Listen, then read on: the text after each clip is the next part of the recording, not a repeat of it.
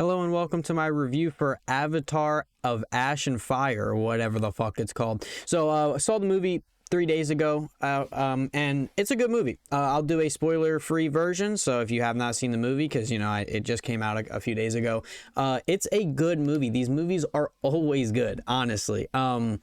I really don't think that they've failed in any right in any of these movies so far. I think you should go see it. It's very long, so go to a theater that has nice seats. I mean, you know, I feel like most theaters nowadays have pretty good seats, you know what I mean, like the reclining seats and whatever. But if a theater that you go to doesn't have that, you're going to be sitting for a while, so either prepare for your ass to hurt or get comfortable seats. Go to a place that has comfortable seats. But yeah, this movie is, in a good way, more of the same of what the first two movies have been. Good, like, CGI and acting. I don't really know, you know, obviously because a lot of the characters are CGI'd in there. It's not like body acting or anything, but it's good. It's very good. I don't really have much to say spoiler-free wise, because I think that you should go see it if you liked it. If you've seen Avatar 1 and 2, probably watch them again, which that's a hard ask because those movies both are, what, 3+ hours? So to watch 6 hours of movie to prepare for another 3.5 hour movie, that's a lot. But if you like the world, which that's one of the thing about these movies, is the world building is fucking immaculate. It's so good. The alien sci-fi stuff is so good. It's so good. The Na'vi people are so fucking good. Like, it's just such good movies. But yeah, I'm gonna jump into a spoiler part now because I kind of want to talk about specifics. But for the last little bit of the spoiler free, the CGI in this movie just looks so good. It never not looks good, and this movie is almost never boring. There's always stuff going on, or you know, tension building between characters, or you're always learning something new. I don't think that these movies are ever boring. They're just long, and you know, if it's a boring movie, that's bad. Having a long boring movie is bad, but having a good movie that's long, you know, it depends on your attention span or whatever you want to call it. But I enjoyed it. I thought it was a lot of fun. And like I said, I can't praise this movie enough for how good this shit looks. There's a couple of nighttime scenes where there's a fire or just like external lighting that the way it reflects off the characters is, these movies just look so good. I can't get over it. The lighting and just the CGI, I can't get over it. I'm sorry. I know I said it a million times. It's like, shut up and go on to something new. But like, these movies just look really fucking good. That's what I have to say. But spoiler time. Spoiler time. If you have not seen the movie, which most likely you probably haven't, go watch it. You know, it's in theaters. It's a good long movie, but it's good. Okay, spoiler time. I liked a lot about this movie, but there's a few problems that I have, and with these movies is they fall into a bit of a formula for me, and that's not necessarily a bad thing. But so in the first movie, and this is the formula that I feel like it falls into, right? So usually third act, towards the end of the movie, they're going to fight against the military. You know, usually the Na'vi people are fighting against the military, the human military that's coming in and trying to take over. And so in the first movie, it was like the Na'vi people, they get the jump on the military. Nice. It's going good. You get fucking great scenes of the alien animals like flying around, swooping around, doing cool shit. And then it's like, oh no, the military has something or brings something or something happens and the tide shifts in the military's favor. And it's like, oh my God, we're losing. And then something comes in and saves it. And then they win. That's kind of the formula. In the first one, peak. It's phenomenal because it's the first one. The second one, it's kind of a similar formula, but you're like, okay, in the first one there were like jungle creatures, you know what I mean, like the jaguar and the rhino kind of thing. Again, I didn't watch the first and second movie before going to see this. It's just too long, and also I'm not buying Disney just for those two movies. I'm sorry. Disney Plus is insanely expensive, but whatever, I'm bitching. But yeah, they in the second one, you're like, okay, the novelty is there's new animals and new creatures that are now fighting because it's all about the water. So you know, you get scenes of like animal or like sea creatures jumping out of the water and grabbing dudes off boats, and it's like, oh my God, it's super cool, right? But then this third one, and this is a little bit of a complaint, because it falls into that same thing. They get all of the Na'vi people from around, and they're winning against the military. They're blowing up every ship and winning. And then the Fire Nation or people, they come in, and that's when the tide turns for the military, because it's like the Na'vi were winning, now they're losing because the Fire people, the Fire Na'vi, have guns and they have like explosives and yada yada. And then, you know, I forget what her character's name is, but Sigourney Weaver's character, she like connects with the god or whatever. I'm sorry, again, the names, I'm not good with the names. But you know what I'm talking about if you've seen the movie. The mother or the god that they like all pray to, she kind of forces her to get, Sigourney Weaver's character forces the mother to get involved, and that's when the tide then turns back into the Na'vi, you know, the Na'vi people. That's when the tide turns for them and they're winning again. But, and again, it's not, and nothing's wrong with this formula. I just feel like it's very noticeable, because when they're winning and you're like, this is a 3 hour and 25-minute movie, this isn't the end, is what I'm thinking as a viewer. You know what I mean? Like, I'm like, this isn't the end. Something is going to happen and they're going to lose. And of course, that's what happened. But because the second one was already in the water, there's a lot of scenes, like I stated with the second one, there's a lot of scenes in this one of sea creatures jumping out of the water and grabbing human characters and like taking them into the water, and it's supposed to be like, yeah. But I'm almost positive that some of the scenes in this third movie, I was like, I feel like I saw this in the second one. Like, I feel like they've already done this with the guys on boats getting taken into the water. I feel like they did that a lot already. But that's one complaint. Another complaint that I have is, I know if you go on James Cameron's, like if you Google him and you click on the movies, there's supposed to be 5 Avatar films. So the first one, The Way of the Water, Ash and Fire, and then we have 2 more. How many movies are they going to make Jake Sully how many movies are they going to have him fight the general guy? And again, I don't remember his name. They said it a million times. I don't know his fucking name. I'm sorry. But like, how many times are they? Because at the end of this movie, and again, this is all spoilers, so if you don't want to know, at the end of the movie, there's a scene of him like jumping into that spiral thing, and we don't see him die. So I'm like, I know he's not dead.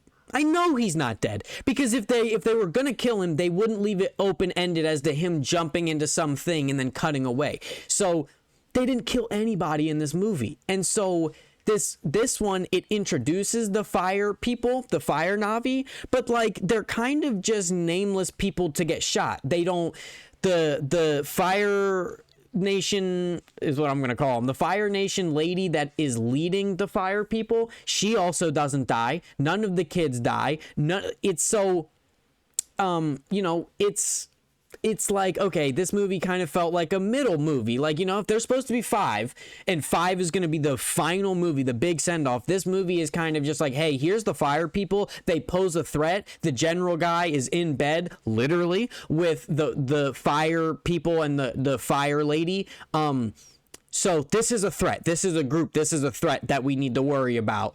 And then that's kind of it. That's kind of what it felt like in this. I like Spider in this. So I saw a lot of people, you know, and I saw a lot of people saying this before I watched the third one, but a lot of people said that their least favorite part of the second one was Spider. And I don't exactly remember how I felt when I watched the second one with Spider, but in this one, I think that he's really good. I think that they give a lot of characters time to do things on their own that all, like, you know, it all coincides, but it's all kind of, they get to do their own thing, you know, like again with Sigourney Weaver's character, her kind of being connected to the mother or whatever, or trying to force the mother to actually help out. That doesn't really have anything to do with Jake, but it, you know, at the end of the day, it does, because it comes back to help them win the fight against the military, but she's kind of doing her own thing. And then her and Spider's relationship is, I think, well earned, because, you know what I mean? Like, I think it's really well earned, and I think this movie's very good.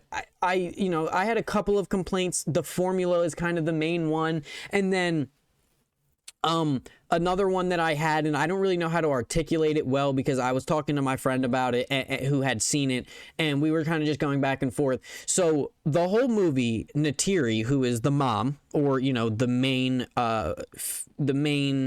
female character in the first movie, that like Jake falls in love with, you know what I mean? If you've seen the movies, you know who I'm talking about. But her whole thing is she wants to kill Spider because he is not, he's fully human. He is not Na'vi at all. And she kind of wants him gone because he is able to breathe the air that they breathe, and that's bad for them because basically if the humans get Spider and they figure out how to survive on the planet, like be able to breathe air, they can basically they're gonna just try to take over the whole planet because they don't have anything that's stopping them. So she wants Spider dead or gone, and throughout the movie Jake is entirely like, no, we're not doing that, we're not gonna do that to him, that's fucked up, we won't do it. And Jake gets captured, he gets saved and helped by Spider. And so Jake is like, you were right, we have to kill him because if they get their hands on Spider, they're going to be able to take over the whole thing and whatever. And then Neytiri, you know, Jake takes Spider into the woods with the intention of straight up killing him. And Neytiri kind of comes to her, she's like, oh my God, like Spider saved Jake and I'm about to let him kill him all because I don't really like that he's human. And she's like, oh my God, I have to stop it. And then she's like running through the woods to finally catch up and be like, Jake, you can't do this. And Jake comes to the realization that he can't do it anyway. So what I suggested and what would have made me feel better, because if Jake was never going to, like, if you're going to have Neytiri change her mind, what you should have done is have her either get there and stop Jake and be like, basically, Jake was going to do it, but Neytiri stopped him, or have Neytiri come to the realization that she feels bad and apologize to Spider one-on-one and don't have Jake involved, because Jake's stance was we don't leave Sully's behind and he considers Spider to be a son of his. So why are you going to have Jake swap his stance to then swap back and be like, I can't do it, and have Neytiri only realize after the fact? Like, what I suggested was have them stop somewhere, Jake, Spider, and Neytiri, like they did, but have Jake be like, oh, I'm going to go scout ahead to make sure that we're good and whatever, and then have Neytiri apologize to Spider one-on-one, and have it be like she came to her own realization. It wasn't that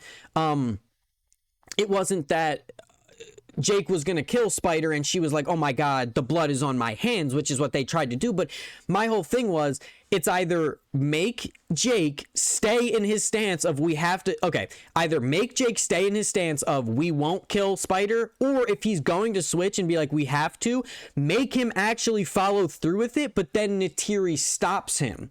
So, and then she can be like, we can't do this, and then maybe make Jake swap back to like, oh yeah, what am I doing? I lost my mind. But yeah, that's just those are my only gripes. Like, it felt a little formulaic, and especially with no character deaths at all. You know, it's like, how many times are you going to have Jake fight against this general guy? Like, how many times? And I thought they were going to do a thing where the general was going to be like, oh, I'm falling in love with the Fire Lady, and the military is trying to kill all Na'vi people. So I thought he was going to be like, I'm going to fight with Jake, and that didn't happen. And okay, fine. You make him the villain for the next movie, or the next two movies, because we're getting two more. But like, he just lives and he's still a villain, and then the Fire Lady also lives, but she's still a bad guy. Like, nothing was really resolved here. You know, like, that's what it felt like. And then last gripe, and the last thing I'll talk about, because again, otherwise, the movie looks great. It's great. I enjoy it. The characters are good. They have good tension between each other. It's never boring. The action scenes of them like fighting on the flyers is always cool. It's always cool. I don't care. I don't care if I'm 75. Seeing Jake with an assault rifle do spins in the air on his flyer and shooting people off of other flyers, it's always cool. It's always cool, and it always will be, and I don't care. I like good storytelling and stuff, but that is cool shit, and I'm always gonna like that. One last thing that I kind of was like, I thought they were gonna do more, but it didn't really pan out the way I thought, but it's not necessarily a bad thing. With Loak's character, who is the son, I thought they were gonna have a bigger character arc for him. In the second movie, if you haven't seen it, I'm just gonna tell you, he basically does something that gets his older brother killed. In the third movie, they kind of, the family doesn't say it out loud, but they kind of blame him for getting his brother killed. And so I thought it was gonna be